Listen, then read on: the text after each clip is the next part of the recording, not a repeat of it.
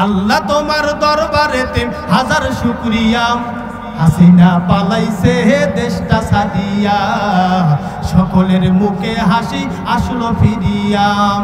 আল্লাহ তোমার দরবারেতে হাজার শুকরিয়া, হাসিনা পালাইছে দেশটা সাদিয়া, সৈরাচার পালাইছে দেশটা সাদিয়া। কথা বলুন ঠিক কিনা? কোথায় আওয়ামী লীগ, কোথায় কাদের কাকা, কোথায় গেল ওই জালেমের গরম গরম কথা? খেলা হবে, খেলা হবে, খেলা হবে, খেলা হবে, খেলা হবে বলে কাকায় গেল পালায়া। হাসিনা পালাইছে দেশটা সাদিয়া, সকলের মুখে হাসি আসলো ফিরিয়া। কথা বুঝে থাকলে বলুন ঠিক কিনা? এই কোরআনের পথে যারাই থেকেছে, যারাই চলেছে, যারা এই কোরআনের হক কথা বলেছে, তাদের উপরে হামলা মামলা জুলুম নির্যাতন অত্যাচার করা হয়েছে। কথা বুঝে থাকলে আওয়াজ দিয়ে বলুন ঠিক কিনা? মনে রাখবেন, রংপুর বিভাগের মুসলমান ইসলামী আন্দোলনের নেতা কর্মীরা সহ বাংলার জমিনে যারা এই কোরআনের হক কথা বলেছে, এই কোরআনের হক পথে যারাই চলেছে, এই ফ্যাসিস্ট খুনি আওয়ামী খুনি সরকার ওই আলেম ওলামাদেরকে, ইসলামিক স্কলারদেরকে মিথ্যা মামলা দিয়ে হামলা দিয়ে আমার বন্ধুগণ জালেমের কারাগারে বন্দী করে রেখেছিল। মনে রাখবেন, রংপুরে মুসলমান যতই হামলা মামলা আর নির্যাতন করুক না কেন, ওই সমস্ত ইসলামী আন্দোলনের নেতা কর্মীগুলো এই দেশ থেকে পালিয়ে যায় নাই, কোরআন আর ইসলাম থেকে দূরে সরে যায় নাই। এতদিন যারা কোরআন আর আলিম ইসলামের উপরে নির্যাতন চালিয়েছে, এমন একটা সময় এসেছিল 5ই আগস্টে তারাই বাংলার জমিন ছেড়ে পালিয়ে গিয়েছে। মুসলমান আওয়াজ দিয়ে কথা বলেন, কথা ঠিক কিনা? মনে রাখবেন, কোরআনের পথে ছিলাম, কোরআনের পথে আসি, মৃত্যু পর্যন্ত এই কোরআনের পথে থাকবো। কারণ আগুন পারে নাই হযরতে ইব্রাহিম আলাইহিস সালামকে পোড়াতে, ভয়ঙ্কর মাছ পারে নাই হযরতে ইউনূস আলাইহিস সালামকে হজম করতে, বিশাল নদী পারে নাই হযরতে মূসা আলাইহিস সালামকে ডুবাতে, তীক্ষ্ণ ছুরি পারে নাই হযরতে ইসমাঈল আলাইহিস সালামকে জবাহ করতে। আল্লাহকে যারা ভালোবাসে, আল্লাহর দ্বীনকে যারা ভালোবাসে, কোরআনকে যারা ভালোবাসে, ইসলামকে যারা ভালোবাসে, ইসলামী আন্দোলনকে যারা ভালোবাসে, কোরআনের রাজ কায়েম হোক এটা যারা চায়, রংপুরের মুসলমান মনে রাখবেন, তাদেরকে যতই হামলা মামলা জুলুম নির্যাতন অত্যাচারের শিকার করা হোক না কেন, তারাই কোরআনের জন্য হামলা মামলা জুলুম নির্যাতনের শিকার হতে রাজি আছে। এই কোরআনের জন্য যদি আপনাকে আমাকে স্ত্রীকে বিধবা বানাতে হয়, স্ত্রীকে বিধবা বানাতে রাজি আছি। সন্তানকে যদি ইতিম করতে হয়, সন্তানকে ইতিম করতে রাজি আছি। এই কোরআনের জন্য যদি আপনাকে আমাকে একটা পর্যায়ে ফাঁসির কাস্টেও ঝুলতে হয়, আমরা কোরআন আর ইসলামের জন্য ফাঁসির কাস্টে ঝুলতে রাজি আছি। তারপর ওই পৃথিবীর জমিনে মানচিত্রে কোন জালেম স্বৈরাচার, কোন নাস্তিক বলগারে বাচ্চাগুলোর কাছে রংপুর বিভাগের মুসলমান, রংপুর সিটি কর্পোরেশনের মুসলমান একটা সেকেন্ডের জন্য মাথা নত করে নাই, মাথা নত করে নাই, মাথা নত করবে না ভবিষ্যতেও। কথা বলুন ঠিক কিনা? জোরে আওয়াজ দিয়ে বলুন ঠিক কিনা? আমরা কোরআনের পথে ছিলাম, কোরআনের পথে আসি, মৃত্যু পর্যন্ত এই কোরআনের পথে থাকবো। আওয়াজ দিয়ে কথা বলুন ঠিক কিনা? আমার ভাইয়েরা, রংপুর সিটি কর্পোরেশনের মুসলমান, কি বলতে চাচ্ছি ভাইজান, এমন মাইক এখনই তো বলা চলে না। আল্লাহ রাব্বুল আলামিন আপনার আমার কলিজার টুকরা নবী বিশ্ব নবীর উপরে যে কোরআন নাজিল করেছেন, একটু গভীর মনোযোগ দিবেন, একটু প্লিজ ওই দিকে তাকাইন না, একটু আমার দিকে তাকান ভাইজান। আল্লাহ রাব্বুল আলামিন যে কোরআন নাজিল করেছেন, এই কোরআনের পথে আসলে কেমন করে কিভাবে আল্লাহ রাব্বুল আলামিন আপনাকে আমাকে কবুল করে নেয়। ও মুসলমান, শুধু তাই নয়, এই যে মুহূর্তে আপনি আমি যে কোরআন শোনার জন্য জান্নাতের বাগানে বসেছি, ও মুসলমান বলুন বলুন বলুন তো দেখি, কোরআন শুনলে আপনার আমার ঈমানটাকে যিনি বৃদ্ধি করে দেন, আওয়াজ দিয়ে বলুন বলুন বলুন তো তিনি কে? এই কথা কিন্তু আমি আব্দুল হাই সিদ্দিকীর নাম আল্লাহ রাব্বুল আলামিন পবিত্র কোরআনুল কারীমের মাধ্যমে জানিয়ে দিয়েছেন, ইন্নামাল মুমিনুনা আল্লাযীনা যুযকিরুল্লাহু ওয়াজিলাত কুলুবুহুম ওয়া ইযা তুলিয়াত আলাইহিম আয়াতুহু যাদাতুহুম ঈমানাও ওয়া আলা রাব্বিহিম ইয়াতাওয়াক্কালুন।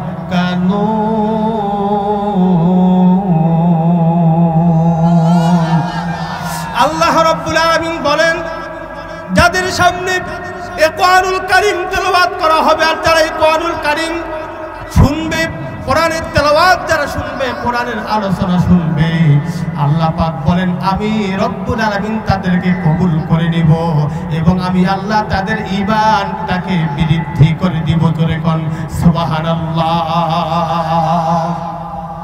এ রংপুরের মুসলমান, কোরআনুল কারীমের পথে থাকতে গেলে, কোরআনের পথে চলতে গেলে, কোরআনের হক কথা বলতে গেলে আপনার আমার উপরে জুলুম আসতে পারে, নির্যাতন আসতে পারে, বাধা আসতে পারে। আমরা গত 16টি বছর আমরা সেটা আমাদের নিজ চোখে দেখেছি। কোরআনের পথে যারাই ছিল, কোরআনের হক কথা যারাই বলেছে, তাদের আমার বন্ধুবান তাদের কণ্ঠটাকে স্তব্ধ করার জন্য ষড়যন্ত্র জালেমরা করেছিল। কথা বুঝে থাকলে বলুন ঠিক না বেঠিক? এ রংপুরে মুসলমানের কথা তো আমার নাই, কথা কার? আল্লাহ পাক বলেন ওয়াকালাল্লাযীনা কাফারু লা তাসমাউ লিহাদাল কুরআনি ওয়ালগাউ ফীহি লাআল্লাকুম তাগলিবুন।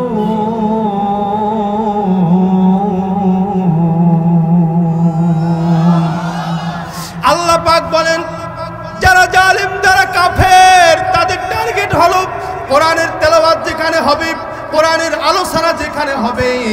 এই ষড়যন্ত্র কিন্তু আজকের না, আজ থেকে ১৫০০ বছর আগে এই ষড়যন্ত্র আবু জাহেল, নমরুদ, ফেরাউন তারাও করেছিল। কথা বলুন ঠিক কিনা?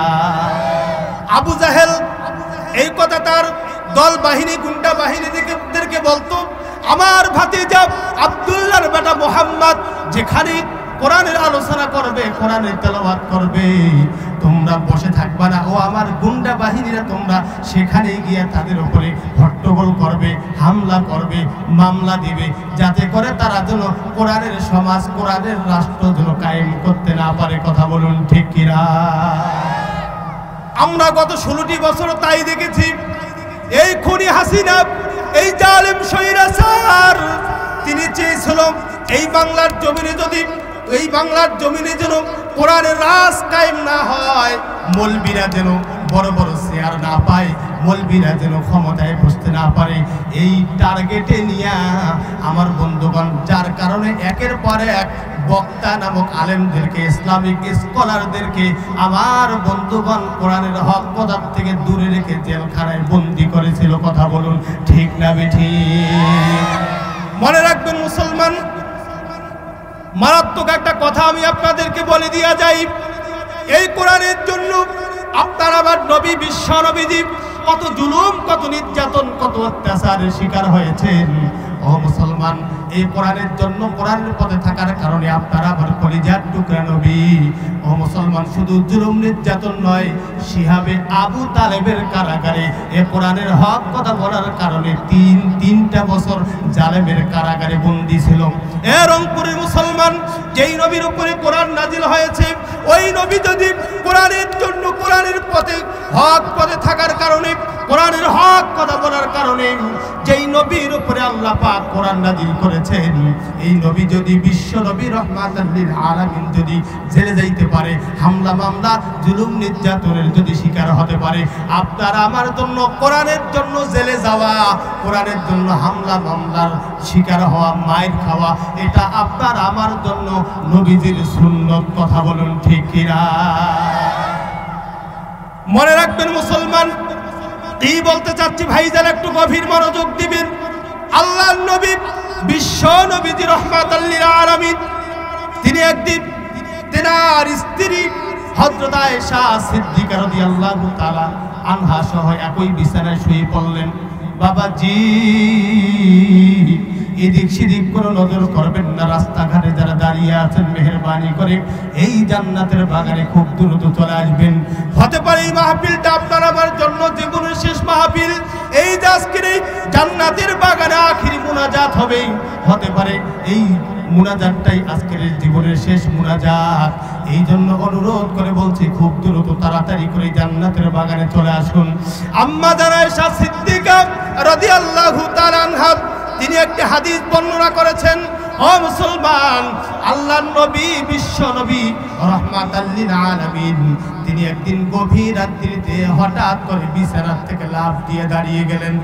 আম্মা জানা আয়েশা সিদ্দিকা রাদিয়াল্লাহু তাআলা আনহা তিনি আশ্চর্য হয়ে গেলেন, টেনশনে পড়ে গেলেন। আহারে, রাহমাতাল লিল আলামিন নবী হঠাৎ করে গভীর রাত্রিতে বিছানা থেকে কেন লাফ দিয়ে উঠলেন বুঝতে পারলাম না, টেনশনে পড়ে গেলেন। হযরত আয়েশা সিদ্দিকা রাদিয়াল্লাহু তাআলা আনহা নবীজিকে ডাক দিয়ে বললেন, ইয়া রাসূলুল্লাহ, ইয়া হাবিবাল্লাহ, ও নবীজি, আমি একটা কথা আপনাকে বলতে চাই। একই বিছানায় আপনি আমি গভীর রজনীতে শুয়ে পড়লাম, কিন্তু আপনি হঠাৎ করে বিছানা থেকে লাফ দিয়ে দাঁড়িয়ে গেলেন, বুঝতে পারলাম না বিষয়টা কেন দাঁড়িয়ে গেলেন। এ রংপুর বিভাগের ভাইরা, ঈমান নামক দৌলত যাদের কলিজায় আছে, কোরআন আর ইসলামের ভালোবাসা, আল্লাহর ভালোবাসা, নবীর ভালোবাসা যাদের কলিজায় আছে, একটু প্লিজ দিলটা নরম করে দিয়ে কথাগুলো শুনবেন। আল্লাহর নবী বিশ্ব নবীকে ডাক দিয়া বললেন, নবী গো, আপনি কেন গভীর রাত্রিতে আপনি বিছানা থেকে লাফ দিয়ে দাঁড়িয়ে গেলেন? এই প্রশ্ন করার পরে আল্লাহর নবী বিশ্ব নবীজির দু চোখ দিয়ে যেন ঝর্ণার মতো পানি বের হতে লাগলো। নবীজি আমার রাহমাতাল লিল আলামিন নবী ডাক দিয়ে বললেন, ওরে আয়েশা, তুমি জানো না এই গভীর রজনীতে আমি কেন বিছানা থেকে লাফ দিয়ে দাঁড়িয়ে গেলাম? তোমাকে মারাত্মক একটা কথা আমি বলে দিয়ে যাই। আম্মা জানা আয়েশা সিদ্দিকা রাদিয়াল্লাহু তাআলা আনহা ডাক দিয়ে বললেন, নবী গো, এই কথাটা শোনার জন্য আমি বড় অপেক্ষমান হয়ে আছি। নবীজি যত দ্রুত পারেন কথাটা বলে দেন। আল্লাহর নবী বিশ্ব নবী রাহমাতাল লিল আলামিন ডাক দিয়ে বললেন, ওরে আয়েশা, তুমি জানো না গভীর রজনীতে তুমি আয়েশা সহ একই বিছানায় যখন আমরা শুয়ে পড়লাম, এমন সময় জিবরাইল আলাইহিস সালাতু ওয়াস সালাম আমার কানে কানে এসে মেসেজ দিয়ে গেলেন, নবী গো, আপনার অসংখ্য উম্মত কিয়ামতের দিনে জাহান্নামের দিকে চলে যাবে, আর আপনি নবীজি কেমনে ঘুমায় থাকেন গো নবীজি? এ মুসলমান, মারাত্মক একটা কথা বলে দিয়া যাই। আল্লাহর নবী বিশ্ব নবীজি এই কথাটা শোনার পরে আর একটা সেকেন্ড বিছানার মধ্যে পিঠ লাগাইতে পারেন নাই। বাবাজি, মঞ্চে অসংখ্য আলেম ওলামা বসে আছে, আমি বন্ধুবান যা বলবো কোরআন ও হাদিস থেকে রিসার্চ করা দুই চারটা কথা আমি আপনাদেরকে বলে দিয়ে যাব, কারণ পাশে আমার এই যে ওস্তাদ বসে আছে, আমার ভাইরা গভীর মনোযোগ দিয়ে একটু আকর্ষণ করবেন। আল্লাহর নবী বিশ্ব নবীজি ডাক দিয়ে বললেন, ওরে আয়েশা, তুমি জানো না এই মুহূর্তে জিবরাইল আলাইহিস সালাতু ওয়াস সালাম আমার কানে এমন একটি মেসেজ দিয়ে গেল, যেই মেসেজটা পাওয়ার পরে, যেই কথাটা শোনার পরে আর একটা সেকেন্ড আমি গভীর রজনীতে বিছানায় থাকতে পারলাম না। এ রংপুরের মুসলমান, আল্লাহর নবী বিশ্ব নবীজি ডাক দিয়ে বললেন, ওরে আয়েশা, কঠিন কিয়ামতের দিনে আমি বিশ্ব নবী রাহমাতাল লিল আলামিনের চোখের সামনে দিয়ে আমার অসংখ্য উম্মতগুলো জাহান্নামের দিকে চলে যাবে, আমি রাহমাতাল লিল আলামিন নবী কেমন করে সহ্য করব? ও আয়েশা, আল্লাহ রাব্বুল আলামিন আমাকে আপনি বিশ্ববাসীর জন্য রহমত করে, বরকত করে পাঠিয়ে দিয়েছেন। রহমতের নবী, বরকতের নবী হওয়ার পরও আমার উম্মতগুলো আমার আল্লাহর জাহান্নামের দিকে চলে যাবে, আমি কেমনে এটা মেনে নিতে পারি? আল্লাহ পাক বলেন, ওমা আরসালনাকা ইল্লা রাহমাতাল লিল আলামিন।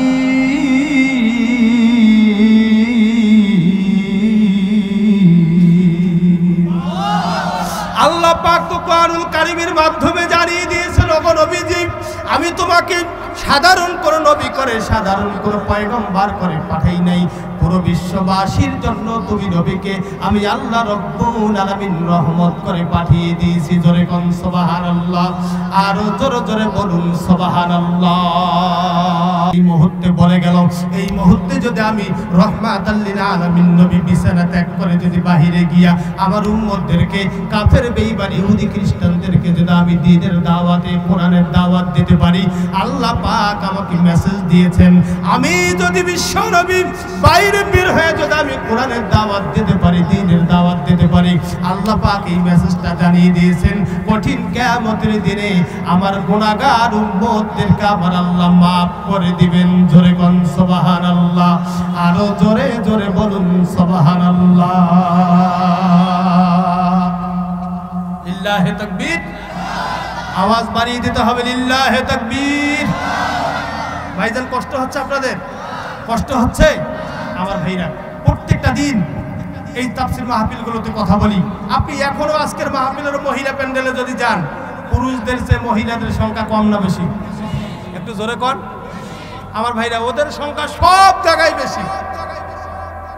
আমি মা বোনদের ব্যাপারে যতটুকু সময় হবে, আমি যতটুকু সময় পাবো মা বোনদের ব্যাপারে কিছু গুরুত্বপূর্ণ কথা বলার চেষ্টা করবো বলি ইনশাআল্লাহ। তবে মা বোনদের ব্যাপারে আল্লাহর নবী বিশ্ব নবী রাহমাতাল লিল আলামিন তিনি বলেছেন, তিনি একটা হাদিস বর্ণনা করেছেন যে কোনো মহিলা কোনো মা বোন যদি দুনিয়াতে 4টা আমল করতে পারে, আল্লাহ পাক বলেছেন আমি মহিলারা যদি 4টা আমল করে তাদের জন্য আল্লাহ পাক খুশি হয়ে জান্নাতের 8টা দরওয়াজা খুলে দেবে। আমল কয়টা ভাইজান? নাম্বার 1, আমি 1 নম্বর আমলটা এখনই বলছি। 1 নম্বর আমলটার নাম হচ্ছে নামাজ। জোরে কোন সুবহানাল্লাহ। এই নামাজ কি শুধু মা বোনেরা পড়বে? আমাদেরও পড়ার দরকার আছে না নাই? মা বোনেরাও পড়বে, আমরাও পড়বো বলি ইনশাআল্লাহ। কিন্তু এখন অধিকাংশ মা বোনেরা নামাজ পড়ে, কিন্তু কিছু মা বোন আছে, কিছু মহিলা আছে, এরা এখন আর নামাজ পড়তে চায় না। এরা বর্তমান ব্যস্ত ভারতের এই পচা চ্যানেল, ভারতের এই নোংরা চ্যানেল স্টার জলসা আর জি বাংলা নিয়ে। কথা বুঝে থাকলে বলতে হবে ঠিক কিনা?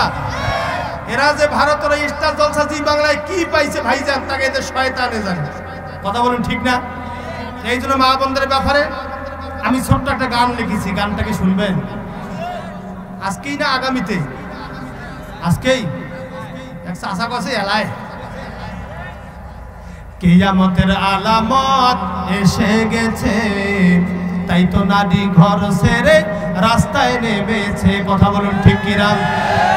নামাজ পড়ে নাম, পর্দাও করে নাম, একই যুগ আজ এসেছে, কিয়ামতের আলামত এসে গেছে, তাই তো নারী ঘর ছেড়ে রাস্তায় নেমেছে। কথা বলুন ঠিক কিনা?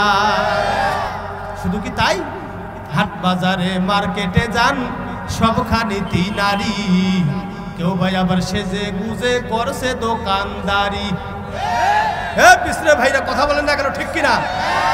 হাট বাজারে মার্কেটে যান সবখানেতে নারী, কেউ ভাই আবার সেজে গুজে করছে দোকানদারি। ওরে সবখানেতে আছে নারী, কেউ বা চালায় হুন্ডা গাড়ি।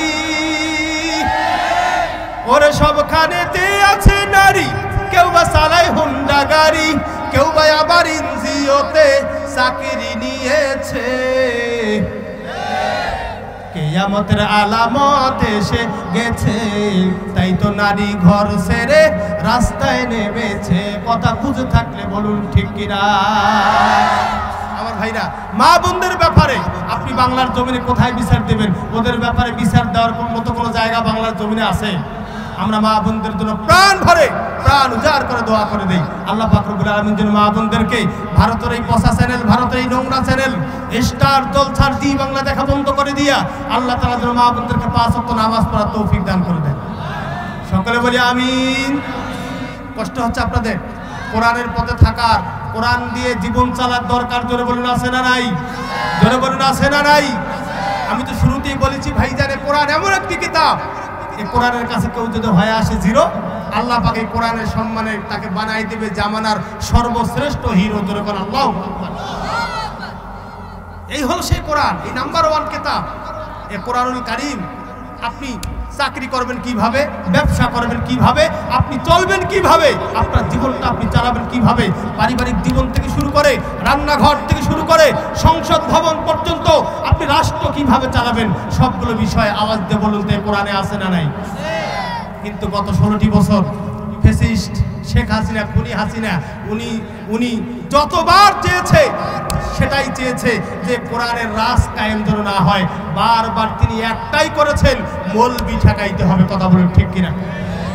একটা পর্যায়ে মৌলবিকে ঠেকাইতে গিয়া মনে রাখবেন মুসলমান, কোরআনের হক কথা যত বড় বড় ইসলামিক স্কলাররা বলেছেন, ওদের টার্গেট হলো তাদের কিভাবে তাদেরকে স্তব্ধ করা যায়, কিভাবে তাদেরকে দমন করে দেওয়া যায়।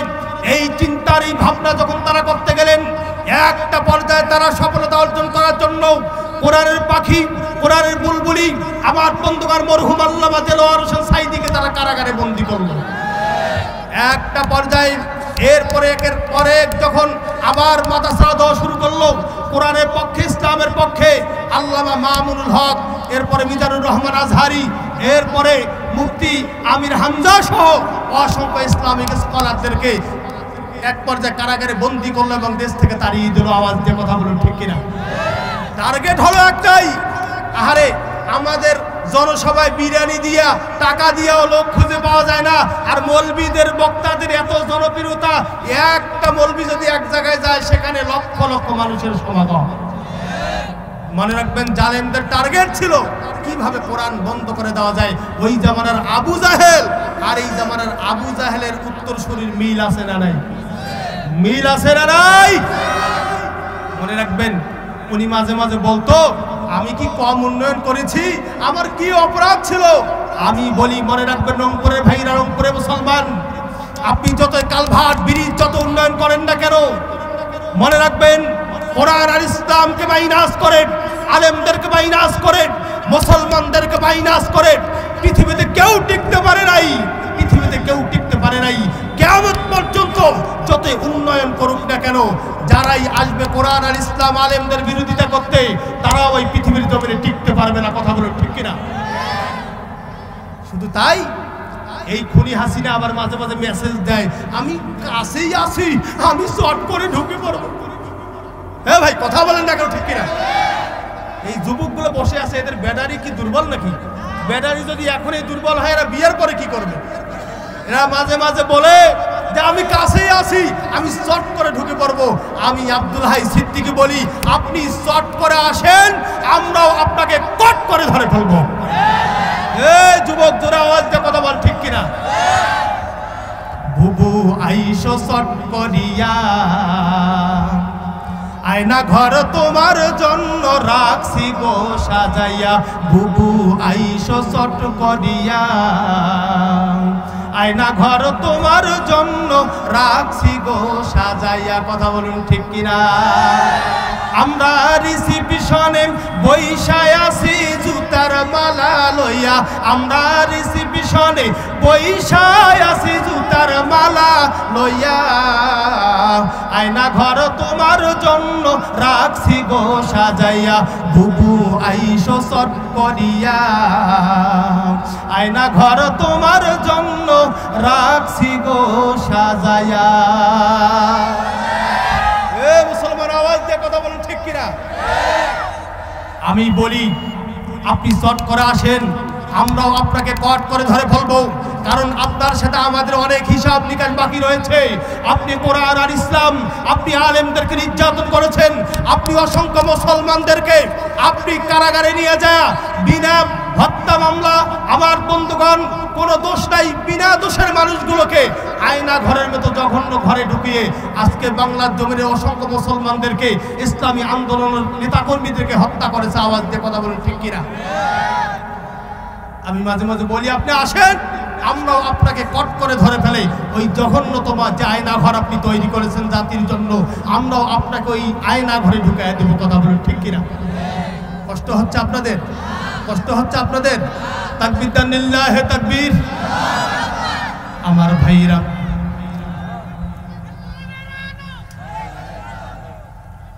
আমার ভাইরা, এ রংপুরে মুসলমান, কি বলতে যাচ্ছি ভাইজান, এই কোরআনুল কারীম নামক কিতাবখানা এমন একটা কিতাব, কোরআনের কাছে যারাই আসবে আল্লাহ রব্বুল আলামিন তাদেরকে সম্মানিত করে দিবেন। শুধু তাই নয়, কোরআনুল কারীম দিয়ে যারা জীবন চালাবে, রাষ্ট্র চালাবে, আল্লাহ রব্বুল আলামিন তাদেরকে দুনিয়া এবং আখিরাতে হেফাজত করার দায়িত্ব গ্রহণ করেছেন। জোরে কোন সুবহানাল্লাহ। আল্লাহ রাব্বুল আলামিন পবিত্র কোরআনুল কারীমে রেকর্ড করে দিয়েছেন, ইন্না নাহনু নাযালনা যিকরা ওয়া ইন্না লাহু লাহাফিজুন।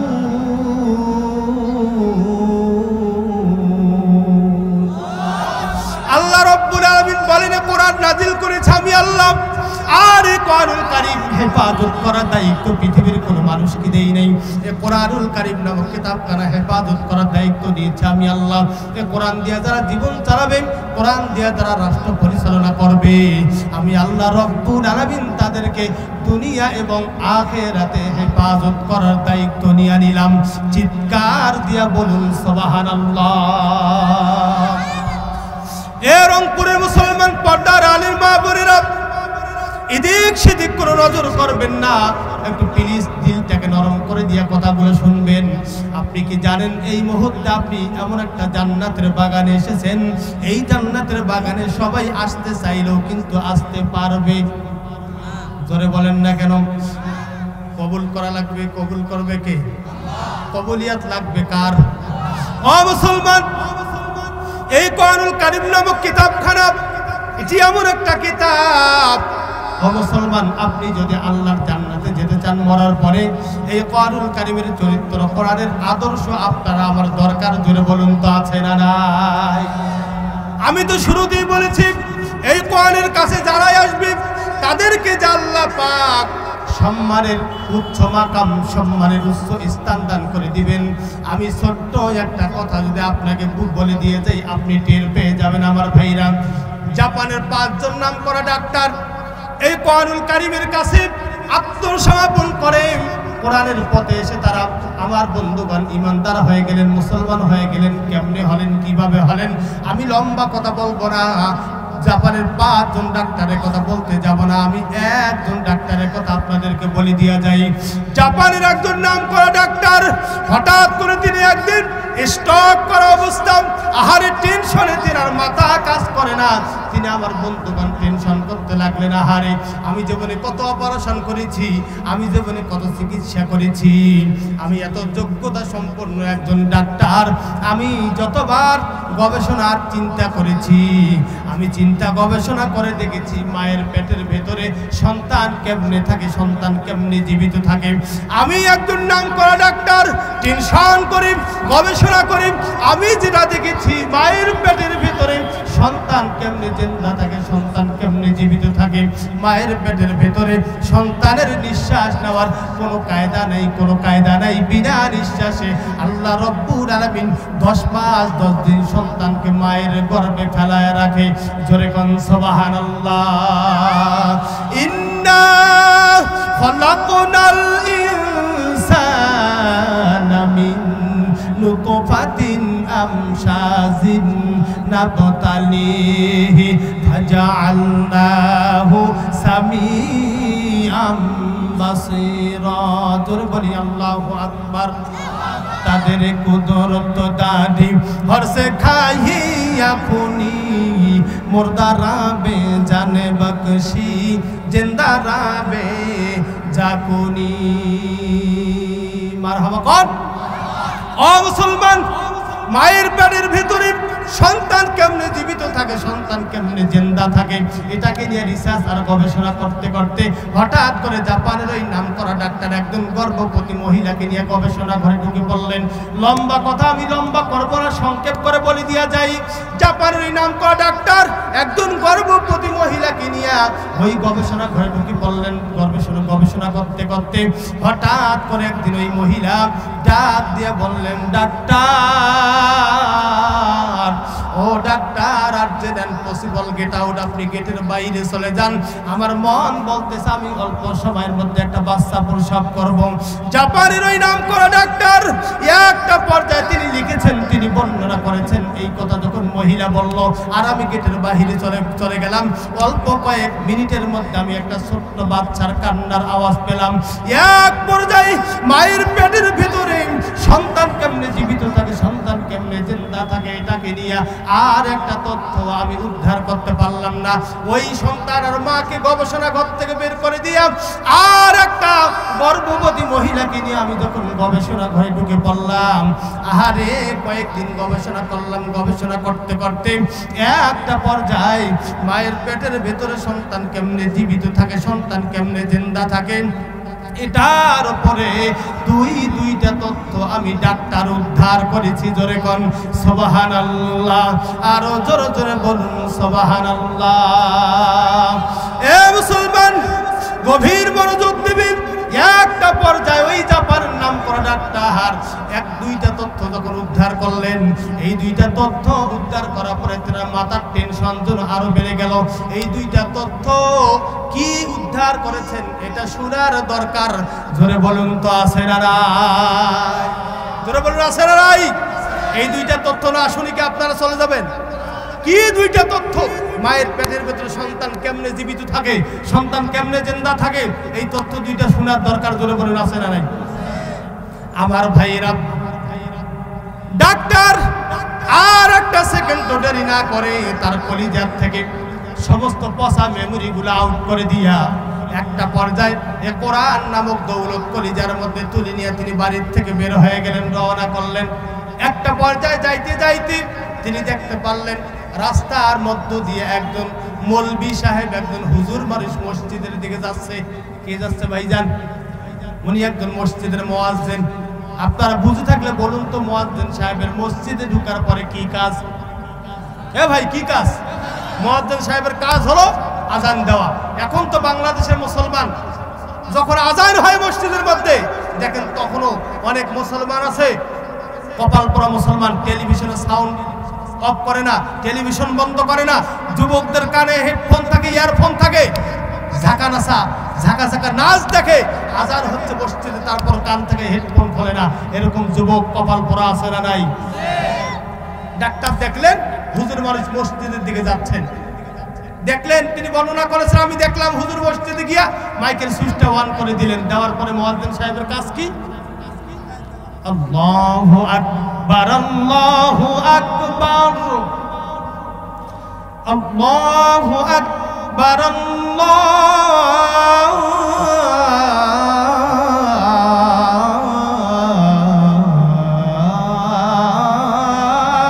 আল্লাহু আকবার। জোরে বলুন আল্লাহু আকবার। আশহাদু আল্লা ইলাহা ইল্লাল্লাহ,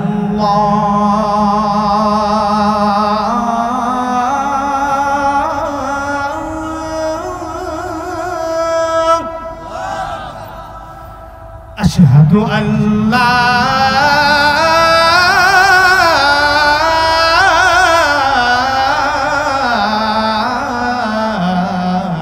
ইলাহা ইল্লাল্লাহ।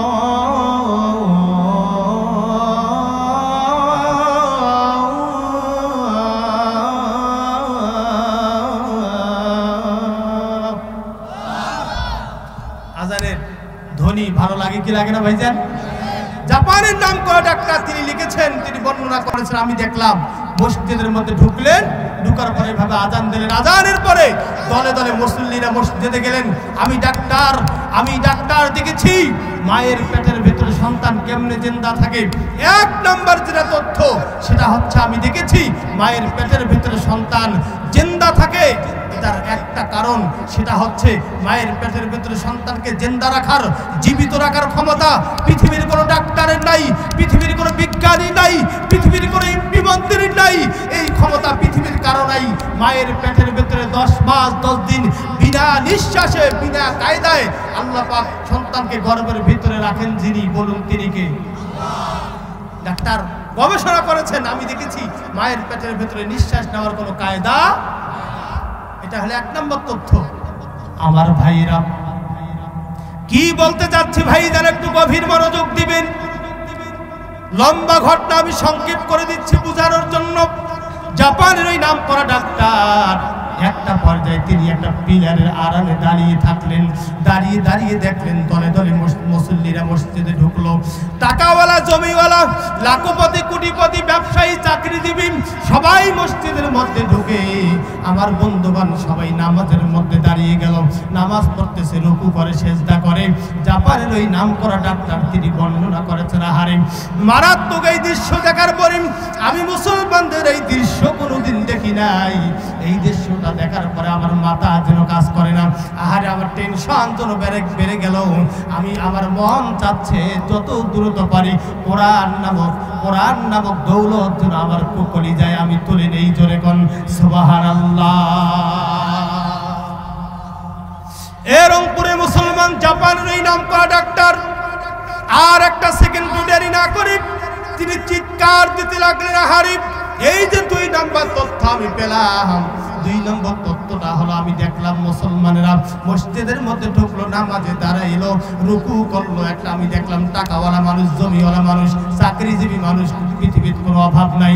আমি ডাক্তার লক্ষ্য করে দেখেছি টাকাওয়ালা মানুষগুলো পর্যন্ত সেজদায় পরে আল্লাহর কাছে মাথা নত করলো।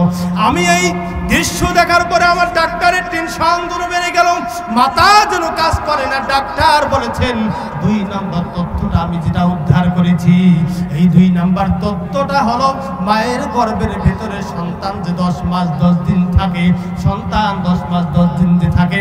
2 নম্বর তথ্য আমি যেটা দেখেছি, মুসলমানেরা পৃথিবীতে আসার পরে সেজদায় যখন পড়ে যায়, মসজিদে গিয়ে নামাজে দাঁড়িয়ে যখন সেজদায় পড়ে যায়, আহারে 3.5 হাত একটা দেহ আর বডিওয়ালা মানুষ সেজদার মধ্যে যখন লুটিয়ে পড়ে, আমি ডাক্তার গবেষণা করে দেখেছি মায়ের গর্ভে যে সন্তান 10 মাস 10 দিন জীবিত থাকে, আমি ডাক্তার গবেষণা করে দেখেছি 10 মাস 10 দিন মায়ের পেটের ভিতরে আল্লাহ রব্বুল আলামিন দয়া করে, মায়া করে সন্তানদেরকে একটা পর্যায়ে মানুষ দুনিয়াতে যেমনি করে সেজদা দেয়, সেজদার হালতে 10 মাস 10 দিন আল্লাহ পাক সন্তানদেরকে মায়ের গর্ভে ফেলায়া রাখে। জোরে কোন সুবহানাল্লাহ। আরো জোরে জোরে বলুন সুবহানাল্লাহ। এ মুসলমান গভীর মনোযোগ দিবেন। আল্লাহ রাব্বুল আলামিন কোরআনুল কারীমের ভিতরে এত আকর্ষণ দিয়েছেন, আপনারা বলুন তো কোরআনের আকর্ষণ জোরে বলুন আছে না নাই? আমার ভাইরা, আপনি পৃথিবীর জমিনে আপনি মমতাজ আপার ঝাঁকানাকা ওই ড্যান্স, ওই গান যতবারই শোনেন না কেন, একটা গান যদি আমার দেশে ভাইরাল হয়ে যায়, ওই গানটা ভাইরাল হলে সর্বোচ্চ 1 সপ্তাহ আর 1টা মাস চলে, এরপরে ওই আকর্ষণ কিন্তু থাকে না। কিন্তু বলুন তো আজ থেকে 1500 বছর আগে আল্লাহ রব্বুল আলামিন আপনার আমার জন্য, আপনার আমার হেদায়েতের জন্য, আপনার আমার মুক্তির জন্য, আপনার আমার নাজাতের জন্য আল্লাহ রব্বুল আলামিন আপনার আমার কলিজার টুকরা নবী বিশ্ব নবীর উপরে দয়া করে মায়া করে যে কোরআন নাজিল করেছেন। বলুন তো কোরআনের আকর্ষণ এখনো পর্যন্ত আছে না? না, আপনি ফাটতে যায় ওই গান আপনি যতই শোনেন না কেন, দেখবেন ওটার মজা, ওটার আকর্ষণ কয়েকদিন, তাও আবার ওইটা কাদেরকে ভালো লাগবে? ঈমান নামক দৌলত যাদের কলিজায় নাই। কথা বলুন ঠিক কিনা? কিন্তু মনে রাখবেন মুসলমান, ঈমান নামক দৌলত যাদের কলিজায় আছে, মমতাজ তো দূরের কথা, ও মুসলমান যত বড় বড় শিল্পী, নায়ক আর গায়ক হোক না কেন, কোরআন যার সিনায় আছে, মনে রাখবেন তাদেরকে পৃথিবীর কোনো নাচ গান, পৃথিবীর কোনো গায়ক, কোনো শিল্পী, কোনো খেলোয়াড়ের আকর্ষণ তারা হতে পারে না। কথা বলুন ঠিক কিনা? বাংলাদেশে কিছু যুবক দেখবেন ওই ক্রিকেটার সাকিবের ভক্ত, সাকিব খানের ভক্ত, ইমন খানের ভক্ত, মমতাজের ভক্ত, নেইমারের ভক্ত, মেসির ভক্ত। কথা বলুন কথা ঠিক কিনা? এমনও যুবক আছে মুসলমানের সন্তান, নেইমার যেভাবে চুল কাটে ঠিক ওইভাবেই চুল কাটছে ভাইজান। মেসি যেভাবে চুল কাটে ওইভাবেই চুল কাটছে। তার মানে বুঝাই যে আমি বিশ্ব নবীর সৈনিক নই, আমি হলাম নেইমারের উত্তরসূরি আর মেসির উত্তরসূরি। কথা বলুন ঠিক কিনা? কষ্ট হচ্ছে ভাইজান আপনাদের? আমার ভাইরা, ও মুসলমান, এই কোরআন আপনি যতই শুনবেন ততই মজা লাগবে। আল্লাহর নবী বিশ্ব নবীজি রাহমাতাল লিল আলামিন একটা পর্যায়ে ওই যে বিছানার থেকে লাফ দিয়ে দাঁড়িয়ে উঠলেন কোরআনের দাওয়াত দিয়ে নিয়ে যাওয়া, কোরআনের দাওয়াত দেওয়ার জন্য। কথাটা কি আপনাদের মনে আছে? আল্লাহর নবী বিশ্ব নবী আর একটা সেকেন্ড দেরি না করে বাড়ির থেকে বের হয়ে রওনা দিলেন।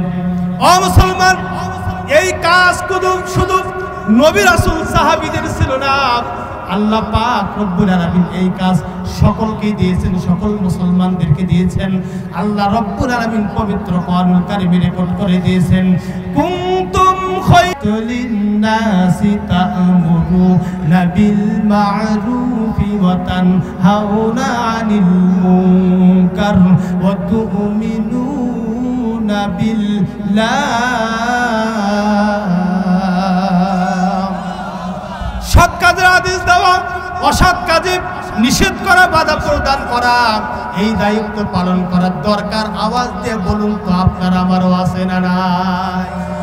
আল্লাহর নবী বিশ্ব নবী রাহমাতাল লিল আলামিন নবী আর দেরি করলেন না, দাওয়াতি কাজে তিনি কোরআনের দাওয়াত নিয়ে, কালেমার দাওয়াত নিয়ে বের হলেন। ও মুসলমান, একটু বুঝে থাকলে আওয়াজ দিয়ে বলুন তো দেখি, আল্লাহর নবী কাফের বেঈমানদের কাছে কোরআনের দাওয়াত নিয়ে গিয়েছিলেন। আল্লাহর নবীর প্রতি, আল্লাহর নবীর ওপর কাফের বেঈমানগুলো ফুলের শুভেচ্ছা জানিয়েছে নাকি পাথর নিক্ষেপ করেছে? ভাই কথা বলেন না কেন? পাথর নিক্ষেপ করেছে। আমরা যুগে যুগে দেখেছি বিশ্ব নবীর সৈনিকেরা, বিশ্ব নবীর উত্তরসূরি যারা এই কোরআনের হক কথা বলেছে, কোরআনের দাওয়াত দিয়েছে, আমরা লক্ষ্য করে দেখেছি তাদের উপরও জুলুম, নির্যাতন, অত্যাচার করা হয়েছে। কথা বুঝে থাকলে বলুন ঠিক কিনা? আমার বন্ধুগণ, কোরআনের পাখি আল্লামা মরহুম দেলোয়ার হোসেন সাইদি এই খুনি হাসিনা প্রস্তাব দিয়েছিলেন।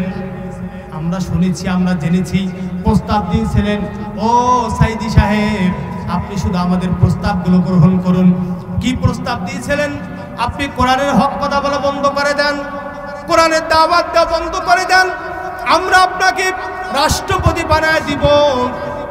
ঢাকা শহরের সবচেয়ে বড় ফ্ল্যাট যেটা, সেটা সাইদির নামে থাকবে। আপনি যা চান, প্রশাসন চান, প্রোডাকশন চান, আপনি যাই চান না কেন আমরা তাই দেব। তারপরও আপনি শুধু কোরআন প্রচার করা বন্ধ করে দেন। জোরে কন্যা উযুবিল্লাহ। মনে রাখবেন, মরহুম আল্লামা দেলোয়ার হোসেন সাইদি জালেমের কারাগারে, স্বৈরাচারের কারাগারে, এই খুনি হাসিনার কারাগারে দীর্ঘ 13টি বছর আমার বন্ধুগণ একটা পর্যায়ে নির্যাতনের স্কিম তিনার উপরে চালানো হয়েছিল। তারপরও এই সমস্ত প্রস্তাবগুলোকে তিনি আমার বন্ধুগণ নাকচ করে দিয়েছেন। শুধু তাই নয়, ওই খুনি স্বৈরাচার হাসিনার সমস্ত প্রস্তাবগুলোকে জুতার নিচে রেখে, জুতা দিয়া পিষ্ট করে আমার বন্ধুগণ 13টি বছর কারাগারে থেকে আমার বন্ধুগণ একটা পর্যায়ে রাখতেও পারে না, মারতেও পারে না। আমার বন্ধুগণ একটা পর্যায়ে কোরআনের পাখি মরহুম আল্লামা দেলোয়ার হোসেন সাইদিকে চিকিৎসার নামে হাসপাতালে নিয়ে গিয়ে, মেডিকেলে নিয়ে গিয়ে এই খুনি হাসিনা আমার বন্ধুগণ বিষাক্ত ইনজেকশন পুশ করে আমাদের কোরআনের পাখি আল্লামা মরহুম দেলোয়ার হোসেন সাইদিকে শহীদ করে দুনিয়ার থেকে বিদায় করেছে। কথা বলুন ঠিক কিনা? রংপুরে মুসলমান, মারাত্মক একটা কথা আমি বলে দিয়ে যাই, এই বাংলার জমিনে যদি 50টি বছর পরে হলো শেখ মুজিবুর রহমানের খুনিদেরকে যদি খুঁজে খুঁজে খুঁজে খুঁজে বের করে যদি বিচার করা হয়, মরহুম আল্লামা দেলোয়ার হোসেন সাইদিকে যারা হত্যা করেছে, খুনি হাসিনা সহ এই হত্যার সাথে যারা জড়িত ছিল, একদিন বাংলার জমিনে তাদেরও বিচার হবেই হবেই হবে। বুঝে থাকলে আওয়াজ দিয়ে কথা বলুন, কথা ঠিক কিনা? ভাই আওয়াজই তো নাই, মাইকের গলার অবস্থায় তো শেষ। এই কিভাবে এলাম 3 মাস পরিয়েছে, কিভাবে আমরা আরো কথা বলবো? তাকবীর দেন, লিল্লাহে তাকবীর। আমরা কোরআনের পথে ছিলাম, কোরআনের পথে আসি, মৃত্যু পর্যন্ত আমরা কোরআনের পথে থাকবো। আওয়াজ দিয়ে কথা বলুন, কথা ঠিক কিনা? জোরে বলুন, কথা ঠিক কিনা? কষ্ট হচ্ছে আপনাদের? আজকে কোরআন আর ইসলামকে যারা মাইনাস করতে চেয়েছিল, আলেম ওলামাদেরকে যারা মাইনাস করতে চেয়েছিল, আমার বন্ধুগণ মনে রাখবেন, ছাত্রদের গণ অভ্যুত্থানের মধ্য দিয়ে বাংলার জমিনের কেউ বসে থাকে নাই। রাজপথে নেমে স্লোগান দিয়ে, আমাদের স্লোগান ছিল এক দফায় এক দাবি, কিন্তু আল্লাহ বলছে শুধু এক দফায় এক দাবি নয়, আমি এমন খেলা খেলবো শুধু ওই দাবি নয়, আর এই বাংলার জমিনে থাকতেও পারবে না, আসতেও পারবে না। কথা বলুন ঠিক কিনা? আমার ভাইরা, মাঠ ফিল আপ হয়ে গেছে। আমি জানি মাইক ভালো থাকলে আরো মজা পাইতেন। আমি যে মঞ্চেই ওয়াজ করি, মাঠ ফিল আপ হয়ে যায় আলহামদুলিল্লাহ।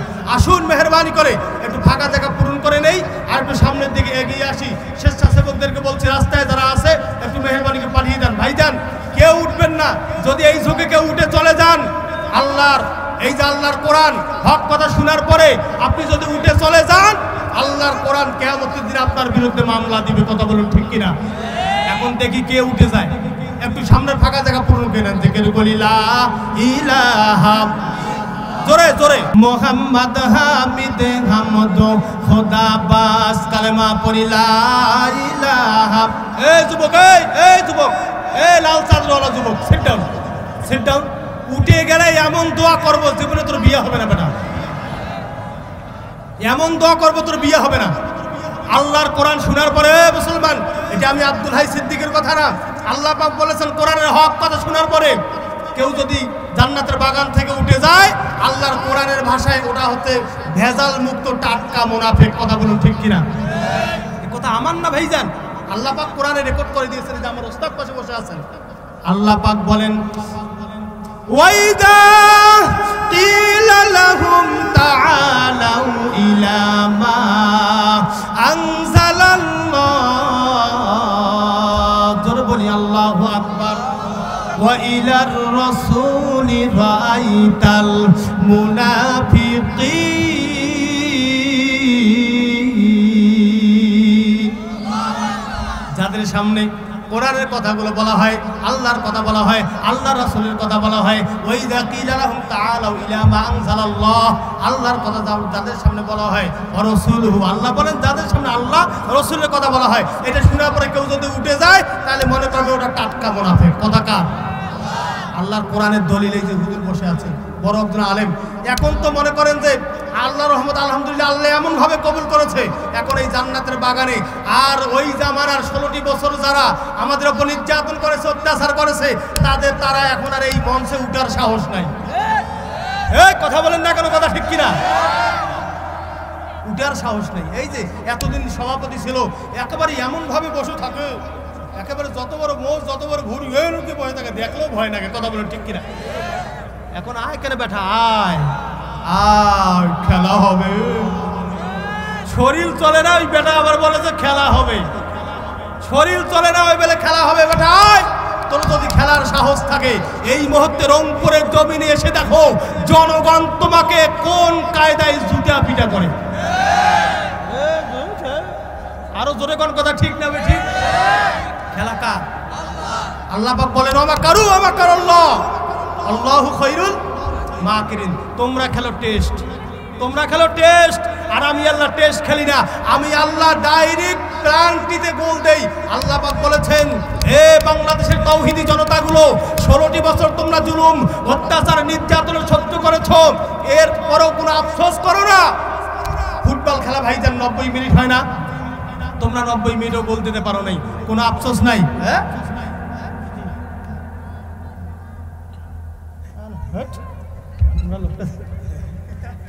লিল্লাহে তাকবীর, লিল্লাহে তাকবীর। ভাইজান কষ্ট হচ্ছে আপনাদের, কষ্ট হচ্ছে। আল্লাহ পাক বলেন শুনেন, ওয়ামাকারু ওয়ামাকারাল্লাহ আল্লাহু খায়রুল মাকিরিন। আল্লাহ পাক বলেন তোমরা খেলো টেস্ট আর আমি ডাইরেক্ট খেলি ফাইনাল। আমি তোমরা যে চেষ্টা করেছো 90 মিনিটে গোল দিতে পারো নাই, আফসোস নাই, টেনশন নাই। মনে রাখবেন এরপরে এক্সট্রা টাইম আছে না নাই? হ্যাঁ মুসলমান, আছে না নাই? এক্সট্রা টাইমে গোল দিতে পারো নাই, কোনো আফসোস নাই, পেনাল্টি আছে না নাই? আল্লাহ বলেন এই দায়িত্বটা আমি নিয়েছি, আল্লাহু খায়রুল মাকিরিন। এই দায়িত্ব আমি নিয়া পেনাল্টিতে গোল দিয়ে বল এমন ধরে কিক করেছি, এই বল আর বাংলাদেশে থাকতে পারে নাই।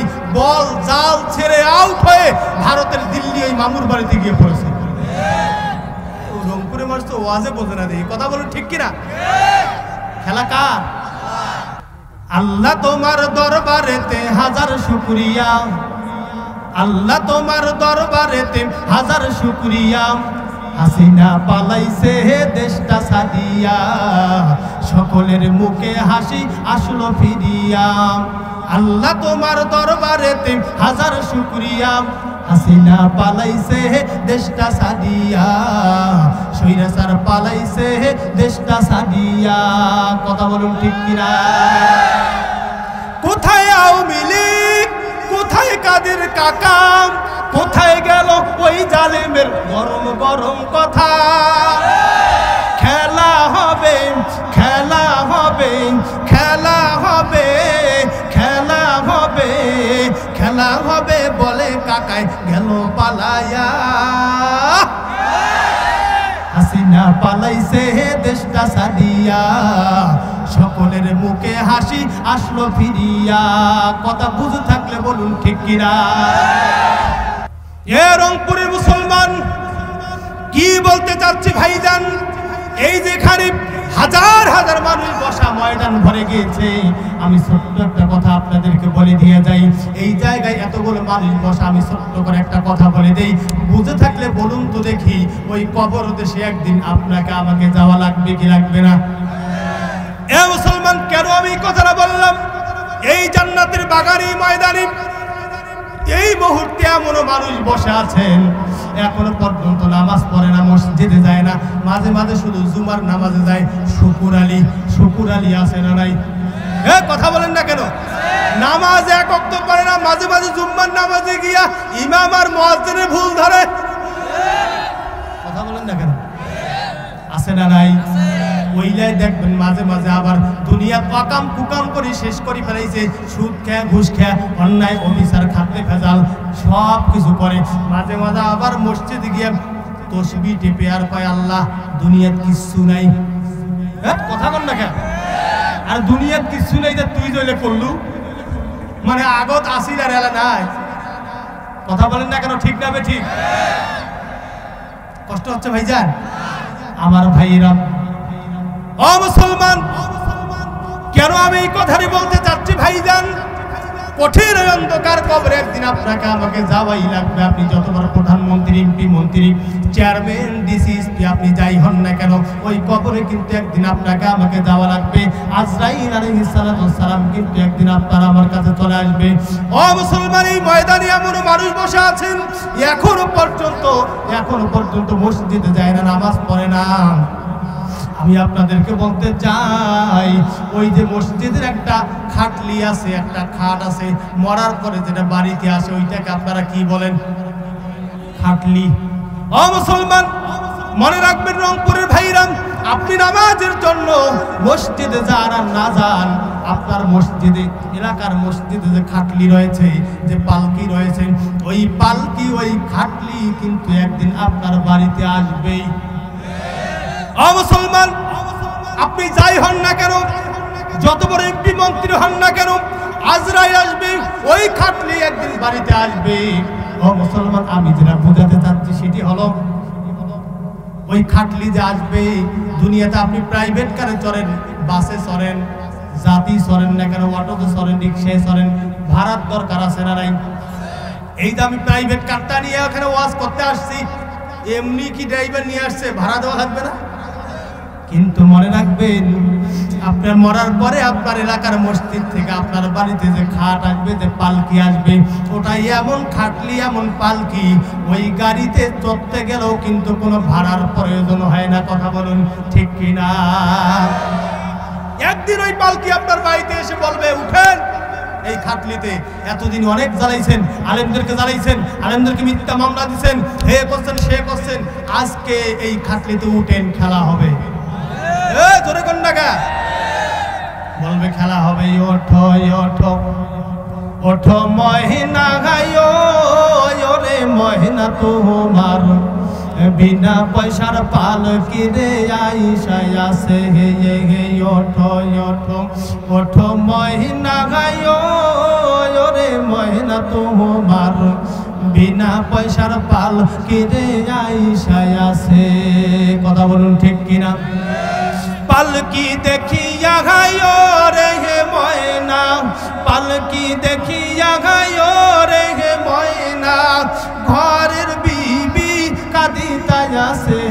হে ওঠো ওঠো ওঠো ময়না গায়ো, ওরে ময়না তোমার বিনা পয়সার পালকি রে আইসায় আছে পালকি দেখিয়া হায় রে ময়না পালকি দেখিয়া হায় রে ময়না বন্ধু বান্ধব আসিতাই আছে ওঠো ওঠো ওই ওঠো ময়না হায় রে ময়না তোমার বিনা পয়সার পালকি রে আইসায় আছে জোরে কোন মারহাবা আর একটু জোরে কোন মারহাবা ও মুসলমান মনে রাখবেন একটি কথা আপনি যাই হন না কেন একদিন আজরাইল আলাইহিস সালাম কিন্তু আপনার আমার কাছে চলে আসবে ওই দিন কোথায় চলে যাবে আপনার ক্ষমতাগিরি কোথায় চলে যাবে আপনার তাকাব্বুরি মাতাব্বুরি ও মুসলমান আজরাইল যখন আপনার আমার কাছে চলে আসবে আর কোনো ক্ষমতা থাকবে না সব কিছু ধুলার সাথে ওই দিন মাটির সাথে মিশে যাবে কথা বুঝে থাকলে আওয়াজ দিয়ে বলুন তো ঠিক না ঠিক ও মুসলমান বাংলার জমিনে অনেক আমি কথাটি কেন বলতে চাচ্ছি এখানে হাজার হাজার যুবক ভাইদেরকে দেখা যায় অনেক যুবক ভাই আছে মায়ের সাথে খারাপ আচরণ করে বাবার সাথে খারাপ আচরণ করে আছে না নাই জোরে সাপোর্ট করে শাহাদত আঙ্গুল উঁচু করে বলে বলুন তো আছে না নাই আঙ্গুল উঁচু করে বলেন আছে না নাই ও মুসলমান নামাজও পড়ে হজও করেছে যাকাতও দেয় সব কিছুই করে মসজিদের মধ্যে যখন নামাজে দাঁড়ায় নামাজে দাঁড়িয়ে কি সুন্দর করে বলে ইয়্যাকা না'বুদু ওয়া ইয়্যাকা নাস্তাঈন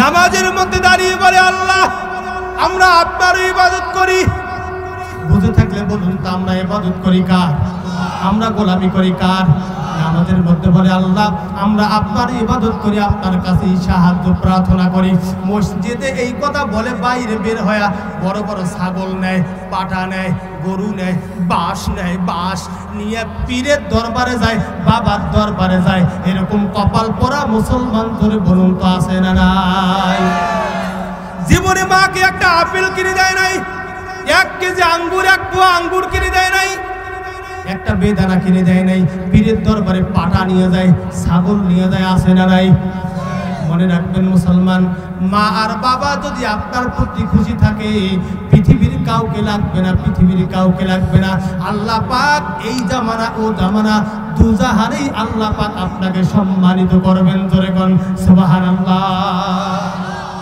কোনো পীরের দরকার নাই কারো দরকার নাই মা আর বাবাকে আল্লাহর পরে আল্লাহ পাক বলেছেন আল্লাহর পরে আমি আল্লাহর পরে তোমরা মা বাবার খিদমত করো বলেন আল্লাহু আকবার আল্লাহ পাক বলেন ওয়াকাদা রাব্বুকা আল্লা তা'বুদু ইল্লা ইয়্যাহু ওয়া বিল ওয়ালিদাইনি ইহসানা জোরে বলি আল্লাহু আকবার আল্লাহ পাক বলেন আমি আল্লাহর পরে মা বাবার খিদমত করো মা বাবার সাথে উত্তম আচরণ করো ভালো ব্যবহার করো ভালো আচরণ করো আল্লাহ পাক বলেন মা বাবার সাথে কখনো খারাপ আচরণ করো না যদি তুমি মা বাবার সাথে খারাপ আচরণ করো তোমার মা আর বাবা যদি তোমার উপরে সন্তুষ্ট থাকে আমি আল্লাহ অসন্তুষ্ট থাকে আমি আল্লাহ তোমার উপরে অসন্তুষ্ট হয়ে যাব আল্লাহ পাক বলেন আমি আল্লাহ যাদের উপরে অসন্তুষ্ট হব আল্লাহর জান্নাতের দরজা কিন্তু তার জন্য বন্ধ হয়ে যাবে কথা বলুন ও মুসলমান এই জন্য মা আর বাবাকে খুশি রাখা দরকার মা আর বাবার খেদমত করার দরকার জোরে বলুন তো আছে না নাই মা বাবার দোয়া বদদোয়াও যিনি কবুল করেন মা বাবার দোয়াও তিনি কবুল করেন কথা বলুন ঠিক কিনা ও মুসলমান ছোট্ট একটা উদাহরণ দেই মা বাবা কি নিয়ামত মা বাবা কিরকম একটা নিয়ামত ছোট্ট একটা উদাহরণ দিয়ে বুঝতে পারবেন টের পেয়ে যাবেন মুসা আলাইহিস সালামের জামানার ছোট্ট একটা কথা আমি বলে দিয়া যাই আল্লাহর নবী মুসা আলাইহিস সালাম তিনি একদিন তুর পাহাড়ে আল্লাহর সাথে কথা বলার জন্য দিদার করার জন্য যাচ্ছেন বাবাজি দিলটা নরম করে দিয়ে কথাগুলো শুনবেন মা বাবা কেমন সম্মান মা বাবার কেমন নিয়ামত মুসলমান, আল্লাহর নবী মুসা রাস্তা দিয়ে তুর পাহাড়ের দিকে যাচ্ছেন। এমন সময় তিনি মারাত্মক একটা দৃশ্য দেখতে পারলেন। কি দৃশ্য দেখলেন? আল্লাহর নবী মুসা আলাইহিস সালাম দাঁড়িয়ে দাঁড়িয়ে দেখলেন কিছু রাখাল, কিছু যুবক মাঠের মধ্যে খেলা করে। ভাইজান কি করে? জোরে বলুন, কি করে? মাঠের মধ্যে খেলা করতেছে। এমন সময় তিনি দেখতে পারলেন কিছু কিছু সন্তান আর কিছু কিছু যুবকের মা আর বাবা এসে ওই খেলার সন্তানগুলোকে মাঠ থেকে বাড়িতে নিয়ে গেলেন। আল্লাহর নবী মুসা আলাইহিস সালাম দাঁড়িয়ে দাঁড়িয়ে একটা দৃশ্য দেখলেন। একটা সন্তান একাই খেলতেছে, ওই রাখাল একাই খেলতেছে, ছাগলদেরকে নিয়ে খেলতেছে, কিন্তু ওই সন্তানটাকে অন্য মা আর বাবার মতো কেউ নেওয়ার জন্য আসে না। মুসা আলাইহিস সালাম তিনি দাঁড়িয়ে দাঁড়িয়ে কি দৃশ্য দেখলেন আমি কথাটি বলে দিয়া যাই। আল্লাহর নবী মুসা তিনি দেখতে পারলেন ওই সন্তান, ওই রাখাল কেউ তাকে নেওয়ার জন্য আসে না। একটা পর্যায়ে আসমানের মেঘমালা, আসমানের মেঘকে তিনি শুধু ইশারা করলেন, আল্লাহু আকবার। আসমানের মেঘকে ইশারা করলেন, আসমানের মেঘ তার কথা মতো চলে আসলো। আসার পরে সমস্ত রাখালের ওই ছাগলগুলো পর্যন্ত নিয়ে ওই রাখাল, ওই যুবক ওই মেঘমালার মধ্যে উঠে বসে পড়লেন। আর মুসা আলাইহিস সালাম দেখলেন ওই রাখালের ছাগলগুলো সহ মেঘমালা এসে নিয়ে গিয়ে তাকে বাড়িতে পৌঁছায় দিয়ে আসলেন। আল্লাহু আকবার। মা বাবা কেমন সম্পদ, মা বাবার খেদমত কেন করা দরকার আমি আপনাদেরকে বুঝাতে চাচ্ছি ভাইজান। একটা পর্যায়ে মুসা আলাইহিস সালাম আর একটা সেকেন্ড দেরি না করে তুর পাহাড়ে চলে গেলেন। ডাক দিয়ে বললেন, আল্লাহ আজকের সর্বপ্রথম আপনাকে একটা প্রশ্ন করবো। রাস্তার মধ্যে আমি একটা মারাত্মক কাহিনী দেখে এসেছি। আল্লাহ বলেন, ঠিক আছে করো তো দেখি, প্রশ্ন কি তোমার? মুসা আলাইহিস সালাম ডাক দিয়ে বললেন, আল্লাহ আমি রাস্তার মধ্যে দাঁড়িয়ে থাকলাম আর দেখতে পারলাম কিছু সন্তান, কিছু যুবকগুলো খেলা করে। সন্ধ্যাবেলা যখন হয়ে গেল এক পর্যায়ে কিছু কিছু সন্তানকে তার মা আর বাবা তার গার্ডিয়ান এসে নিয়ে গেল। আর আমি মুসা পয়গম্বর আমি দাঁড়িয়ে দাঁড়িয়ে যে দৃশ্য দেখলাম, একটা রাখাল, একটা যুবক একটা মেঘকে ইশারা করলো, আর মেঘ এসে ওই রাখাল তার ছাগলগুলোকে, বকরিগুলোকে সাথে করে নিয়ে তার বাড়িতে পৌঁছাই দিয়ে চলে আসলো। ওই রাখাল কি এমন আমল করে? ও আল্লাহ আপনি আমাকে ওই মেসেজটা দেন, ওই কথাটা বলেন, ওই আমলটা যেন আমি মুসা পয়গম্বরও করতে পারি। আল্লাহু আকবার। আল্লাহ পাক ডাক দিয়ে বললেন, ওরে মুসা, ও আমার পয়গম্বর মুসা, তুমি শোনো শোনো, ওটা কোনো আমল ছিল না। ওই সন্তানটার ওই একটাই আমল, সেটি হলো ওই সন্তানটা খেদমত করেছে কার? মা আর বাবার। আল্লাহ পাক ডাক দিয়ে বললেন, ও মুসা তুমি শোনো শোনো, ওই সন্তানটা তেমন কোনো আমল করে নাই, তার মা আর বাবার খেদমত করে, তার প্রতি তার মা আর বাবা খুশি, আর তার মা আর বাবা তার জন্য সব সময় দোয়া করে। আর আমি আল্লাহ এই দোয়া এমন ভাবে কবুল করে নিয়েছি, ওই যুবকটা আমার কাছে এমন ভাবে কবুল হয়েছে। ও মুসা তুমি শোনো শোনো, ওই যুবক, ওই রাখাল যদি মেঘ, আসমানের মেঘমাল, আসমানের মেঘকে যদি ডাক না দিয়া আমি আল্লাহকে যদি ডাক দিত, আমি আল্লাহ নিজেই গিয়ে আমার কুদরত দিয়া ওই যুবকটাকে আমি বাড়িতে পৌঁছায়া দিতাম। আল্লাহু আকবার। এই জন্য মা বাবার খেদমত করার, মা বাবাকে ভালোবাসার দরকার, জোরে বলুন তো আছে না নাই? ও মুসলমান, কি বলতে চাচ্ছি ভাইজান একটু গভীর মনোযোগ দিবেন। এই যে কোরআনুল কারীম নামক কিতাব এমন একটা কিতাব, বুঝে থাকলে আওয়াজ দিয়ে বলুন তো এখনো পর্যন্ত এই কোরআনের আকর্ষণ আছে না নাই?